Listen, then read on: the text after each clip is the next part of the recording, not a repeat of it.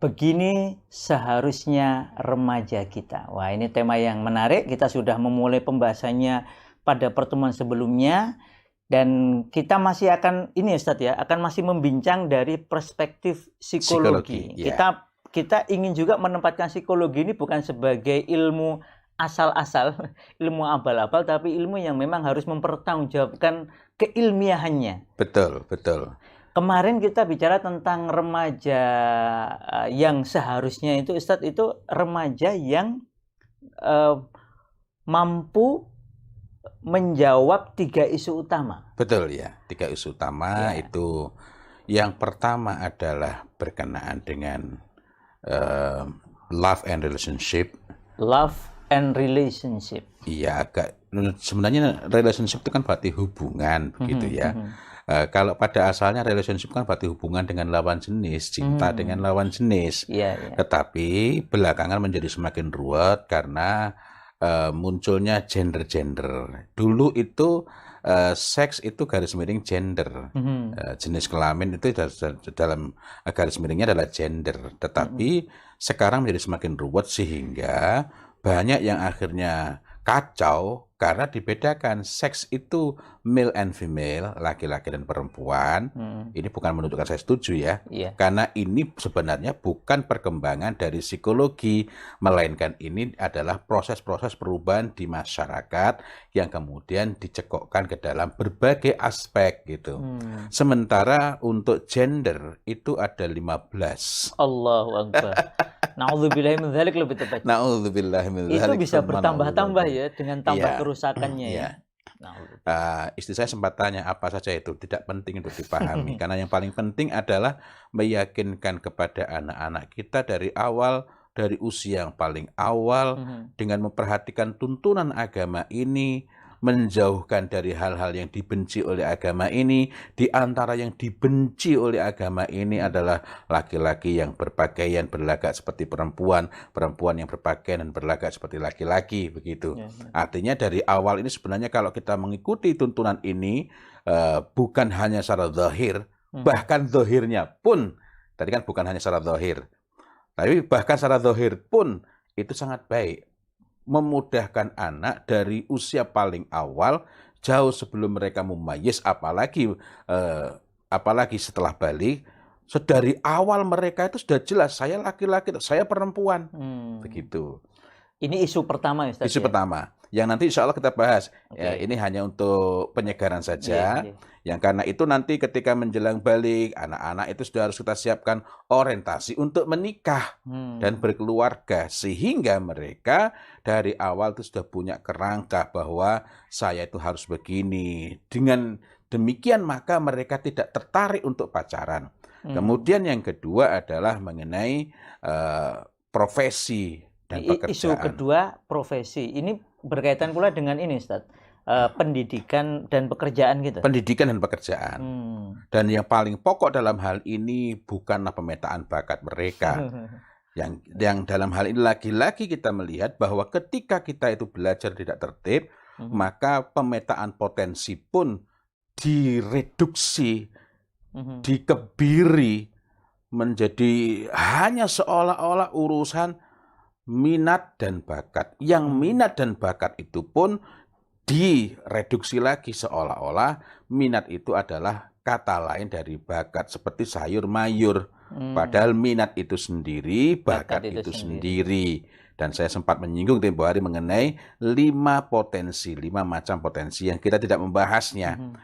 Dan dalam hal ini yang paling pokok adalah bagaimana seorang anak itu dari awal tertanam penghargaan, pemuliaan, kecintaan, dan keinginan untuk memiliki mentalitas yang baik, sikap mental yang baik dalam urusan rezeki, dalam urusan harta, dalam urusan bekerja.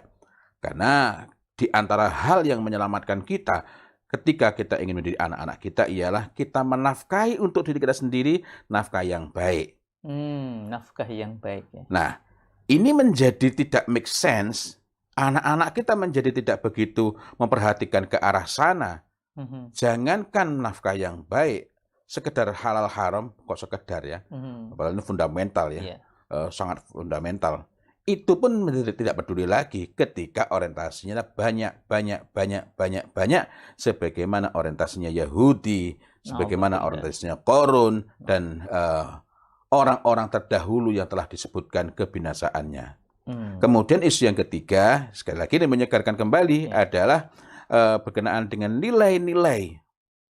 Nilai itu apa sih? Nilai itu berasal, nilai ini terjemahan dari kata value ya, berasal dari kata valere yang bermakna sangat berharga. Artinya kita meyakini agama, kok meyakini? Kalau meyakini itu pasti baik, karena al-yakin itu al-imanu kulluh. Kalau yakin, dan disebut yakin itu ialah bila syak, jika tidak ada keraguan sama sekali di dalamnya. Jadi 1% saja nggak ada ya? Iya. Apalagi di atas 1%. Gitu. Karena itu ketika orang mengatakan saya yakin suatu saat nanti lawa itu akan diterima dalam Islam. Nah, struktur kalimatnya sendiri sudah bermasalah. Itu bukan yakin. Kalau kita menggunakan peristilahan dalam usul fikih, itu yang paling dekat adalah waham atau jahal. Nah, suatu saat akan diterima dalam Islam. Loh, artinya dengan demikian menambah-nambahkan, memasuk-masukkan. Padahal Islam ini sudah dideklar sempurna. Gitu. Jadi dari kalimat itu sendiri sudah bermasalah. Nah, tapi saya tadi menyebut, dan sebagaimana kita di awal tadi sudah membincang mengenai 3 isu utama tadi, itu values to believe and live by. Values to believe and live by. Ini berkenaan dengan ideologi. Ideologi. Jadi seberapa besar, seberapa kuat seorang anak itu memiliki keyakinan terhadap ideologi-ideologi yang mereka yakini dan hidup dengannya. Maksudnya bagaimana? Anak memiliki pengetahuan tentang agama, diberi pelajaran, sudah belajar tepuknya macam-macam misalnya. Yang itu tidak belajar tepuk tidak menjadikan kita nggak soleh ya. Betul. Lalu mereka ini ketika menjalani kehidupan bukan itu yang dipergunakan. Artinya maka walaupun dia memiliki pengetahuan bisa menyebut dalil, tapi jika dia hidup bukan dengan itu, bukan itu yang menjadi panduannya, bukan itu yang menjadi miqyasnya, bukan itu yang menjadi parameternya. Artinya dengan demikian agama dalam hal ini bukan menjadi nilai-nilai yang mereka yakini. Walaupun secara formal mengatakan, ya yang penting kan kita mengucapkan basmalah, yang kalau kita tambahi insya Allah kan berarti benar itu. Nah, kan kita berarti melibatkan Allah. Berarti sebenarnya ini isu yang ketiga ini malah isu yang paling penting dan fundamental, Ustaz. Nah, saya memang menyebut mengawal dari isu yang berkenaan dengan love and relationship, kemudian yang berikutnya adalah berkenaan dengan profession atau job and occupation, dan kemudian yang ketiga barulah soal values to believe and live by. Tetapi sebenarnya inilah yang mencakup dengan catatan agama dia memang meliputi keseluruhannya.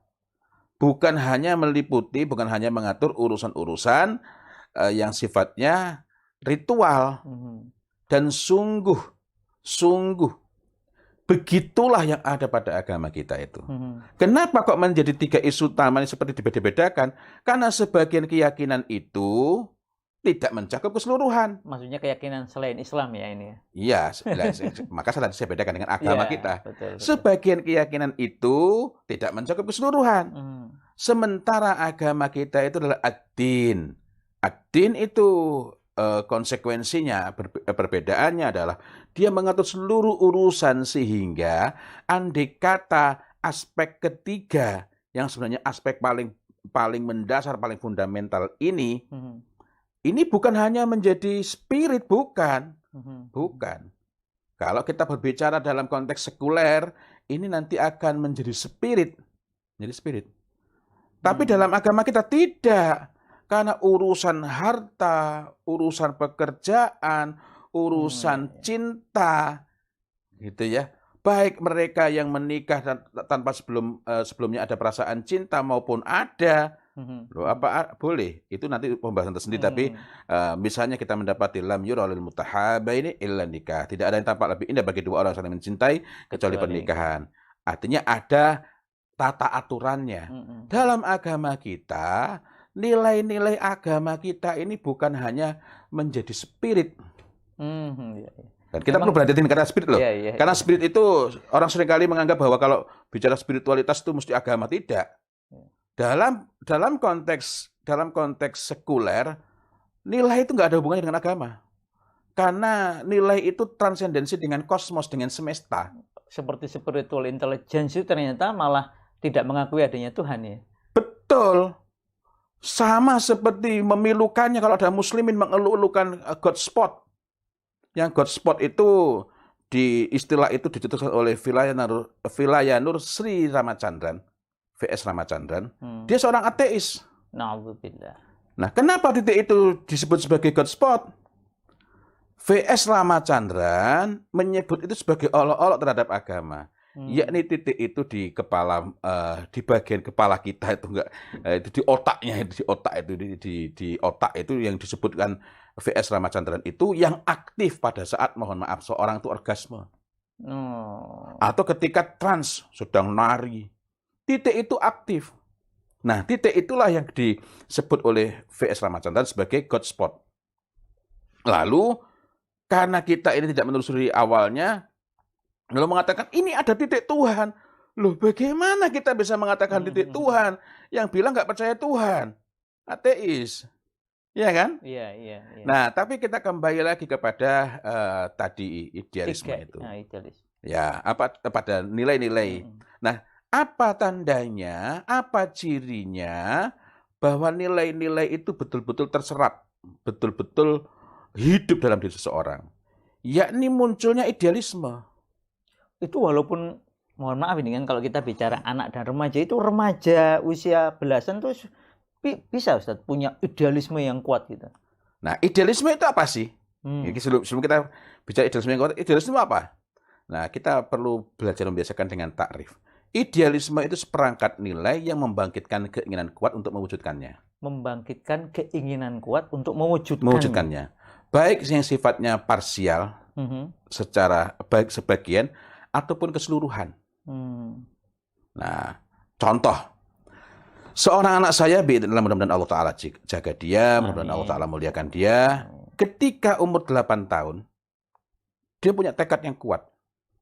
Dia menabung uang sakunya setiap hari. 8 tahun berarti kelas 2. Kelas 3, awal kelas 3. Ya? Masya Allah. Dia tabung uangnya setiap hari. Kami memberi uang saku Rp2.000. Kalau ada tambahan pelajaran, ada les misalnya itu, ekstrakurikuler misalnya, tambah 1.000. Nah, dia menabung, menyimpan uangnya itu agar dapat beli hewan kurban. Allahu Akbar. Setahun ternyata nggak cukup kan harga kambing naik. Masih lagi 2 tahun dia ikut ekskul lebih banyak lagi sehingga ada tambahan 1.000 lebih banyak dia.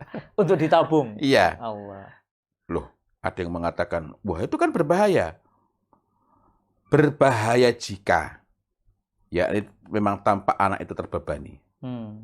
Saya bukan mau sombong, mudah-mudahan Allah Ta'ala jaga saya dan istri saya dan keluarga saya dari kesombongan. Tetapi kita itu perlu memantau, memeriksa, melakukan assessment terhadap anak. Ini posisinya sampai membahayakan enggak? Gitu kan? Atau ini baik. Contoh, anak belajar malam sampai gini. Begitu terjaga, baca lagi. Terjaga, baca lagi. Wujud perilakunya sama. Ada yang berbahaya, ada yang baik. Yang berbahaya itu apa? Kalau anak melakukan itu karena ketakutan. Kalau besok saya sampai nggak hafal, nanti saya dihukum. Takut. Nah, ini yang berbahaya. Maka kita perlu diurai. Kenapa kok sampai takut? Jadi memang perlu ada hiwar juga ya. Hiwar. Ya. Tapi kalau itu karena semangatnya, dan semangat itu lahir dari motivasi, beda loh semangat dan motivasi, maka ini baik-baik saja. Kita dapat menganjurkan dia untuk istirahat, tapi tidak sampai menjatuhkan, tidak sampai meruntuhkan motivasinya. Nah, jadi idealisme itu. Artinya, apakah mungkin anak-anak usia remaja memiliki idealisme? Sangat mungkin. Dan remaja itu memang usia-usia ketika dia mempertanyakan. Loh, Berarti kan kalau gitu usia rawan. Hmm. Rawan jika landasannya nggak kuat. Karena itulah anak-anak itu kita beri landasan keyakinan itu bahkan sebelum dia mumayyiz. Sehingga dengannya aspek-aspek berkenaan dengan keyakinan itu harus kita tanamkan sebagai keyakinan. Bukan sebagai pengetahuan tentang keyakinan. Sangat berbeda. Iya. Kalau indikasi bahwa keyakinan itu hidup adalah adanya idealisme, yakni seperangkat nilai yang membangkitkan keinginan kuat untuk mewujudkannya, itu artinya dalam proses menanamkan bukan hanya sebagai informasi. Karena kalau hanya sebagai informasi, seorang muslim yang baik itu muslim yang peduli dengan orang lain, itu informasi. Maka tidak membangkitkan, itu hanya menjadi pengetahuan tentang nilai. Pengetahuan ya. Hafalan mungkin malah ya. Ya, hafalan sama pengetahuan deket-deket nggak, Ustaz? Maksud saya ada orang menghafal. Ya. Tetapi hafal mengetahui. Ya, Tapi butir-butir Pancasila ada 36. Sekarang tambah 1. Butir ke 37, semuanya dapat diatur. Nah, alhamdulillah. Itu bisa menjadi hanya sekedar pengetahuan. Bisa juga menjadi keyakinan. Keyakinan bisa sahih, bisa tidak. Karena itu bayannya, penjelasannya. Jadi kita tanamkan sebagai keyakinan, berikutnya kita berikan kepada mereka bayan, penjelasan. Bayan dari mana? Bayanuddin. Penjelasan dari agama, bukan dari keyakinan pagan. Misalnya dari law of attraction. Itu keyakinan pagan. Jadi memberikan bayanuddin, penjelasan agama dari agama mengenai nilai-nilai yang kita tanamkan sebagai nilai, sebagai keyakinan. Kalau begitu pasti ada perbedaan. Bukan kalau nilai-nilai itu bisa hanya menjadi pengetahuan dan bisa menjadi nilai-nilai yang memang menjadi keyakinan, berarti ada perbedaan. Nah, kita dorongkan, kita sampaikan dengan kalimat-kalimat perintah, kalimat-kalimat larangan, dan kita tumbuhkan kecintaan, tumbuhkan kesukaan pada diri mereka. Dan kita hadirkan sosok-sosok, figur-figur yang dengan itu kita dapat menakar diri kita, membandingkan. Membandingkan apakah kita sudah mendekati tokoh-tokoh itu ya. Hari ini banyak anak-anak yang ketika diajak coba lihat ini, ya jangan gitu mah, jangan banding-bandingkan aku. Kita memang tidak, ada hal-hal yang kita nggak boleh melakukan perbandingan. Tetapi ketika kita itu menghidupkan suasana untuk senantiasa melihat ada role model, yang role model itu ukurannya bukan orang tua. Berarti orang tua bisa seenaknya? Tidak. Orang tua perlu menjadi uswah, bukan cuma qudwah. Qudwah itu teladan, role model. Tapi uswah itu ya dia role model sekaligus dia itu mengajarkan ilmunya, membangkitkan keyakinan kepadanya mengenai kebaikannya. Yang ini lagi-lagi kita perlu mengingatkan. Banyak orang mengatakan yang penting itu kan kita beri contoh, bukan beri nasihat. Artinya dia membatasi dirinya dari awal, saya nggak perlu jadi uswah. Jadi kalau cuma ngasih contoh itu qudwah gitu Ustaz ya. Tapi kalau mengasih contoh, menasehati, memberikan ilmunya itu menunjukkan bagaimana seharusnya. Uswah hasanah. Dan Rasulullah itu dipuji sebagai uswatun hasanah. Jadi uswah hasanah nggak harus perempuan ya Ustaz ya. Karena kalau di Indonesia itu uswah hasanah kayak hanya perempuan. Iya, nama perempuan. Artinya ada model. Nah, ini yang kadang-kadang loh, anak-anak kan nggak boleh dibandingkan. Anak kan nggak boleh dikritik. Sebentar dulu. Dididiknya dengan cara apa? Dididiknya dengan cara apa?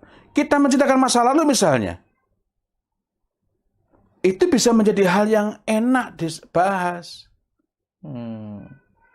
Bisa menjadi hal yang enak dibahas. Tapi bisa juga menjadi hal yang sebaliknya.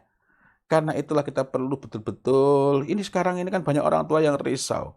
Anaknya diingetin sedikit itu sudah marah-marah. Kenapa? Karena sedari awal anak itu tidak dihadapkan pada situasi-situasi di mana dia itu perlu menanggang perbedaan. Sementara Dan anak-anak nggak dikenalkan dengan larangan. Gitu kan. Jadi tadi kalimat-kalimat perintah, kemudian tadi ada kalimat-kalimat larangan, Ada bayan. ada bayan terhadap Dan bayannya harus bayanuddin. bayanuddin ya. Apa nggak boleh kita ngasihkan bayan yang lain? Ada bayan, ada dua. Ada bayanul lughawi, penjelasan secara kebahasaan, retorikanya begitu. Dan ada bayanuddin, penjelasan agama. Nah, ini yang, dan untuk itu berarti kan kita harus mengenali gitu. Iya, iya. Mendasarkan pada agama, mengikatkan diri kepada agama. Terus gimana kalau kita ini ilmunya masih sedikit? Ketika kita itu menyandarkan, komitmen kita itu jelas, maka kita itu akan senantiasa berusaha. Gimana ya? Kalau menurut agama ini gimana? Agama gimana? Termasuk bertanya kepada orang-orang yang lebih ahli di bidang tersebut. Ya. Dan bahkan bukan yang lebih ahli semata-mata. Jika menemukan yang ahli, kita menanyakan pada yang ahli, bukan yang lebih ahli. Oh iya, iya. Karena lebih ahli itu saya tahunya 20%. Ketemu orang yang tahunya 25%, berarti dia lebih ahli. Lebih ahli. Padahal di situ ada yang dia memiliki ilmu yang utuh, ilmu yang kokoh, katakanlah 75%. Nah, saya tanyanya pada 75. yang ahli tadi. Yang fakih berarti ya. Iya. Ya. Berarti kita juga perlu mengenali siapakah yang fakih di bidang Iya, yang fakih. Nah, kemudian tadi saya sebutkan ada pembanding-pembanding, artinya itu akan lebih sempurna apabila mereka memiliki ideal-ideal, pencapaian khusus yang mereka tetapkan, beserta keadaan yang harus menyertainya. Artinya, it's not great. Ini bukan hal hebat. Saya bisa ranking 1 jika tidak demikian.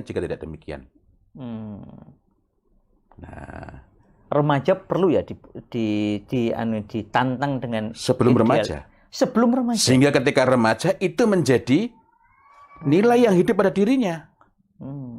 Jadi sebenarnya komitmen yang kuat itu ditanamkan, dihidupkan, disuasanakan semenjak masa kanak-kanak. Sehingga semakin kokoh mereka menjelang usia remaja. Karena itu selama masa remaja, komitmen tersebut akan terus mengalami penguatan. Iya. Nah, apalagi adalah masa-masa yang disifati dengan quwwah. Ya, betul. Oleh Allah Subhanahu wa taala. Kalau di masa quwwah itu mereka lemah, berarti nanti di masa dha'fan wa syaibah ya lebih lemah lagi. Artinya dha'fannya, lemahnya bukan hanya lemah fisik ya, jadi lemah mental psikologisnya ya. Fisiknya juga demikian. Kalau yang di usia mudanya itu, contoh saya bukan mengatakan saya ini orang yang kuat, tidak. Tapi misalnya saya dalam beberapa kesempatan, misalnya jalan kaki. Dengan postur saya seperti ini akan lebih mudah ngos-ngosan. Gitu ya. Akan tetapi ketika kemudian melakukan perjalanan jauh. Nah, saya misalnya pernah dengan seorang teman di Hong Kong. Memilih jalan kaki. Yang jalan kakinya itu bukan cuma 2 kilo, 3 kilo. Jalan 6 kilo atau bahkan lebih. Misalnya dari Causeway Bay sampai kemudian ke Sentral itu cukup jauh. Ke kampung Hong Kongnya itu cukup jauh. Ustaz jalan kaki, Ustaz? Jalan kaki? Insya Allah. Itu langsung, waduh, lemes ini. Nah, kenapa? Ketika kita tengok kemudian, selain ada mungkin sebagainya karena gaya hidup belakangan, ternyata memang di masa mudanya yang berbeda. Artinya masa muda itu secara fisik pun syaibah tadi berkenaan dengan mental ya. Iya. Mental, menurunnya kemampuan daya ingat, kemampuan berpikir dan lain-lain ya, sehingga pikun. Tapi dha'fan itu bisa fisiknya juga. Maka anak-anak ini harus didorongkan sehingga di masa kuatnya memang kuat betulan. Iya, disifati dengan kuwah itu memang kuat. Kalau masa ketika mereka disifati dengan kuwah itu sudah lemah, maka ketika datang masa dha'fan wa syaibah, lemah mereka. Nah, jadi mereka ini akan dapat seperti itu apabila dari kanak-kanaknya. Cuma seringkali ketika kita membahas remaja, yang kita tanya adalah apa yang perlu kita lakukan pada remaja? Apa nggak perlu? Perlu, perlu. Insya Allah nanti kita akan berbicara mudah-mudahan misalnya tentang bagaimana memulihkan hubungan dengan remaja, misalnya bagaimana bersahabat dengan remaja. Tetapi yang kita bicarakan ini kan bagaimana kalau bisa dari awal sehingga nanti begitu masuk usia remaja itu mereka tidak perlu mengalami krisis. Inilah yang dalam psikologi disebut sebagai identity foreclosure. Foreclosure. Ya, ada identity foreclosure, yakni kita ada proses tadi sehingga mereka memiliki idealisme, tapi ada juga yang namanya identity foreclosed. Foreclose. Bermiripan. Foreclosure itu F-O-R-E-C-L-O-S-U-R-E. Foreclosure. Identitas yang mendahului. Kenapa terminologi mereka begitu dalam psikologi? Ada 4 identitas remaja, tapi kita nggak bahas sekarang ya. Nah, ada identity foreclosed. Identity foreclosed ini masih dianggap sama. Nah, banyak riset yang mengarah kepada identity foreclosed. Sehingga ketika kita tidak berhati-hati, wah ini kan buruk, ini kan rentan gangguan mental, ini kan rentan penyakit jiwa. Itu pada remaja dengan identity foreclosed. Pakai D di belakang itu ya. Ya, F-O-R-E-C-L-O-S-E-D. Foreclosed. Yakni mereka itu memiliki identitas yang mendahului, tetapi pemerolehannya itu dengan cara dipaksakan, no question asked, tanpa diilmukan. Karena itu penting sekali tadi, Bayanuddin tadi. Jadi yang foreclose ini seakan-akan dia hanya dogma, terima Didoktrin.